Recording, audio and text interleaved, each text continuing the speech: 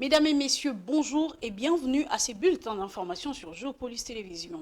Ouvrons ces bulletins avec cette information au terme d'une opération spéciale de bouclage ciblé menée dans le point sensible de la capitale. Plusieurs bandits urbains dits Kuluna sont tombés ce mardi 4 mars dans les filets de la police nationale congolaise de la province de Kinshasa.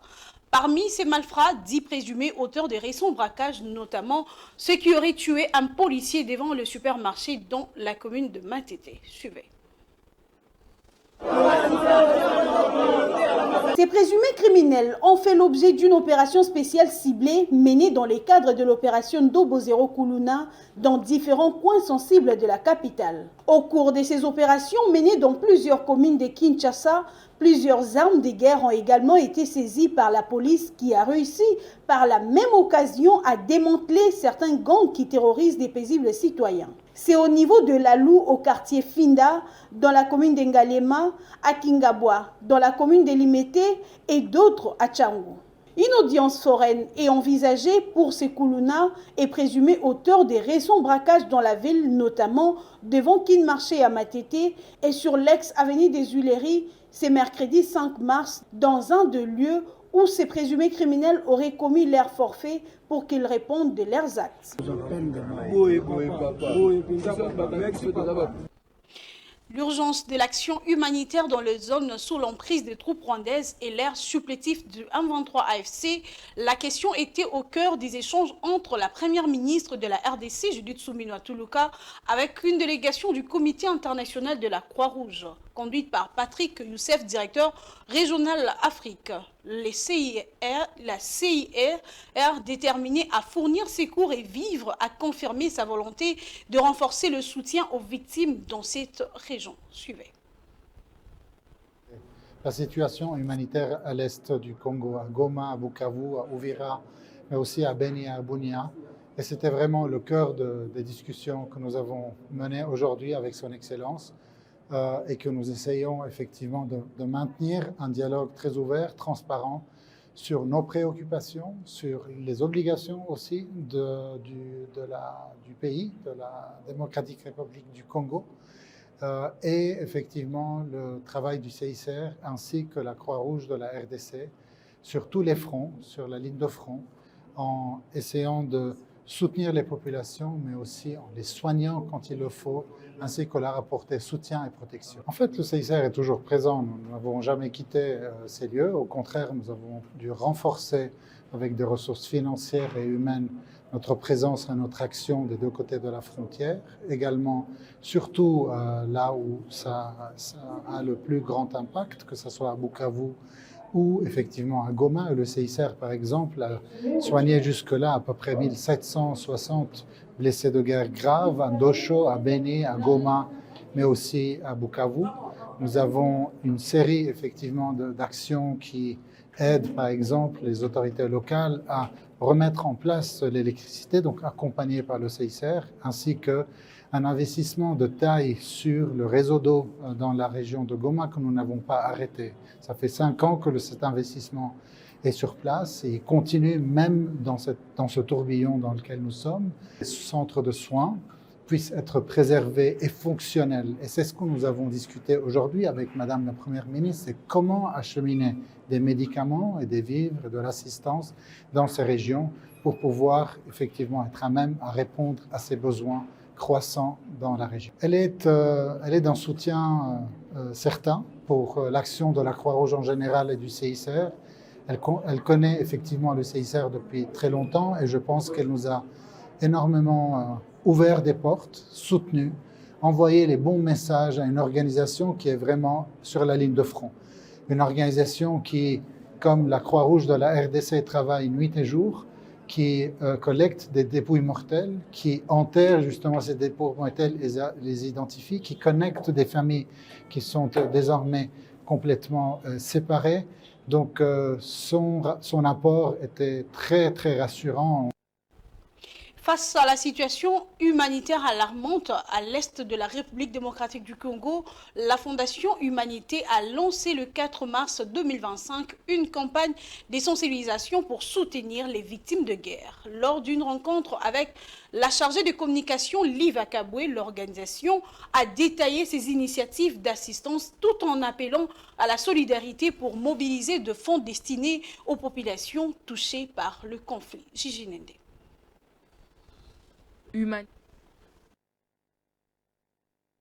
Démocratique du Congo, la Fondation Humanité s'est engagée ce 4 mars 2025 à une campagne de sensibilisation visant à informer et à soutenir les victimes de guerre à l'est du pays. Cette initiative a permis à la chargée de communication de l'organisation, Liva Kabwe, de répondre aux interrogations concernant leur mission et les actions mises en place pour venir en aide aux victimes des conflits et des crises humanitaires. La Fondation Humanité est une organisation d'inspiration Baha'i qui est engagée dans l'action sociale. Elle a été lancée ou créée en mars 2022 et elle a pour vision d'apporter un appui holistique à titre de réponse urgente aux multiples besoins des populations vulnérables de la RDC. La situation dans l'est de la RDC est marquée par des violences récurrentes, des déplacements massifs de population et une insécurité alimentaire croissante. Face à cette réalité alarmante, la Fondation Humanité s'est engagée à apporter une réponse adaptée et durable. Lors de cette rencontre, Liva Kabwe a présenté les différents programmes d'assistance qu'ils mettent en œuvre. Chaque année, au mois de décembre, elle dédie ce mois à l'assistance aux personnes en état de vulnérabilité, aux personnes désœuvrées. Et pour ce faire, elle procède à la distribution des vivres, des vêtements. Elle organise des repas avec les orphelins, les réfugiés ou les vieillards. Les échanges ont également permis d'aborder des questions cruciales telles que l'incitation de lancer la collecte de fonds, la particularité de cette dernière et les mesures mises en place pour faire parvenir les fonds collectés. Cette année est un peu plus particulière parce que notre pays fait face à des difficultés et nos frères et sœurs de l'Est souffrent. Ils vivent dans des conditions qui ne sont pas acceptables. Ils font face à... Ils souffrent quoi. Alors, la Fondation Humanité ne peut pas rester insensible face à cette souffrance. Et donc, c'est pour cela qu'elle se propose, elle veut faire quelque chose, elle veut aider. Et c'est dans ce but qu'elle a lancé la campagne de collecte de fonds en faveur des victimes de l'Est. Cette initiative de la Fondation Humanité met en lumière la compréhension des enjeux humanitaires auxquels font face les habitants de l'Est de la RDC, en répondant aux besoins exprimés par la population. Parlons toujours de la paix et des secours humanitaires dans l'Est de la République démocratique du Congo. La série des reportages sur la cohésion sociale en Ituri se poursuit. Place aujourd'hui à l'abattoir des petits bétails en ville de Bunia qui devient également un exemple du vivre ensemble. Suivez. C'est une ambiance bon enfant qui règne tout le matin ici à l'abattoir de Porcé en ville de Bunia. Si certains s'y accourent pour la vente, l'achat soit l'abattage de bêtes, d'autres c'est pour la procuration de la bonne viande. Activités économiques qui deviennent de véritables gagne-pain pour plusieurs. J'ai commencé ce travail en 2015. Grâce à cette activité, j'ai pu acheter une parcelle, y construire ma maison et me marier. Je suis chef dans ce domaine et j'ai également engagé des personnes pour travailler avec moi.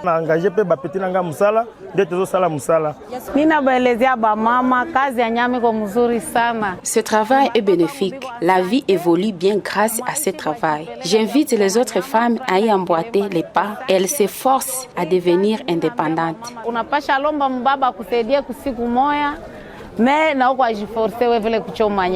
La quiétude sécuritaire imposée dans nombreuses entités en cette période de l'état des sièges sous la houlette du gouverneur militaire, le lieutenant-général Luboya Nkashama Johnny a rendu ces lieux une véritable expression du vivre ensemble en Ituri. Toutes les communautés ituriennes viennent ici. Je suis Boa. Il y a des Alours, des Bira, des Lokele. Toutes les communautés sans discrimination sont présentes ici. Toutes les communautés sans discrimination. La rénovation des conditions et cadres de travail, ainsi que la situation sécuritaire améliorée, veut exprimer par ces opérateurs en vue de la pérennisation de ces acquis. Nos autorités doivent nous aider à protéger l'intégrité de notre pays afin que la paix règne. Elles doivent s'impliquer pour la propreté de cet abattoir situé en plein centre-ville qui reçoit de nombreux visiteurs. Cet endroit doit être propre. Aujourd'hui, l'Ituri renaît et triomphe sur plusieurs secteurs de vie sociaux, économiques et infrastructures. Et la ville de Bunia, le chef-lieu, devient un milieu névralgique de l'émergence du peuple iturien. Quittons la République démocratique du Congo pour se rendre à l'extérieur de nos frontières. L'Arabie Saoudite est le 5e importateur asiatique de viande et produits carnés après la Chine, le Japon, la Corée du Sud et les Émirats arabes unis. Le pays qui cherche à diversifier son approvisionnement se tourne de plus en plus vers des pays africains. Les détails dans cet élément. Depuis quelques années, l'Arabie Saoudite intensifie ses partenariats commerciaux avec les pays africains dans le secteur de la viande. La Tanzanie devient ainsi le dernier pays en Afrique pour lequel l'Arabie Saoudite manifeste de l'intérêt en vue d'augmenter ses importations de viande. En juillet 2024, les pays asiatiques avaient par exemple déjà entamé des pourparlers avec le Nigeria dans le but d'importer 200 000 tonnes de viande rouge chaque année. Un peu plus tôt, en janvier 2024, les opérateurs sud-africains ont reçu le feu vert des autorités saoudiennes d'inspection sanitaire pour expédier leur production de viande bovine sur ces marchés après plus de 2 ans de négociations sur les règlements sanitaires et phytosanitaires qui ont débuté entre les deux pays en 2022. L'ambition affichée par la filière sud-africaine est d'exporter entre 500 et 1000 tonnes de viande bovine par an à destination de ces nouveaux marchés. Les factures des importations saoudiennes des viandes et produits dérivés a augmenté de 4,8% en moyenne par an, passant de 1,9 milliard de dollars en 2019 à 2,3 milliards de dollars en 2023. Sur ce total, la viande de volaille a représenté 56,5% de la facture de 2023, soit 1,3 milliard de dollars, suivi de viande rouge dont les achats sont évalués à près de 900 millions de dollars. Il s'agit d'un marché hautement concurrentiel, d'autant plus que la viande rouge privilégiée dans l'alimentation de la population fait partie des produits alimentaires qui sont importés dans les pays en franchise de droit. Les Brésil y règnent en maître, comptant pour 46% des expéditions en valeur en 2023, soit 1 milliard de dollars, suivi de l'Inde 43,4%, de l'Australie, de l'Ukraine ou encore de la Russie. L'Arabie Saoudite, en diversifiant ses sources d'approvisionnement, offre aux pays africains une opportunité de renforcer leur présence sur le marché en pleine expansion. Grâce à des accords commerciaux stratégiques et à des diversissements dans les infrastructures locales, les pays africains peuvent non seulement augmenter leur exportation, mais aussi stimuler leur développement économique dans les secteurs de l'élevage. Prévu pour entrer en service à partir du mois de septembre prochain, cet abattoir sera principalement dédié aux exportations de viande à destination de l'Arabie Saoudite. Selon les responsables du projet, l'investissement s'inscrit notamment dans le cadre du renforcement de la coopération commerciale agricole entre Riyad et Abuja dans la filière viande. Ainsi prend fin ces bulletins d'information, mesdames, messieurs. Merci de nous avoir accordé de votre attention pour vous informer. À 19h30, vous suivrez la grande édition du journal avec à la présentation Blessed Kuzola. D'ici là, portez-vous bien.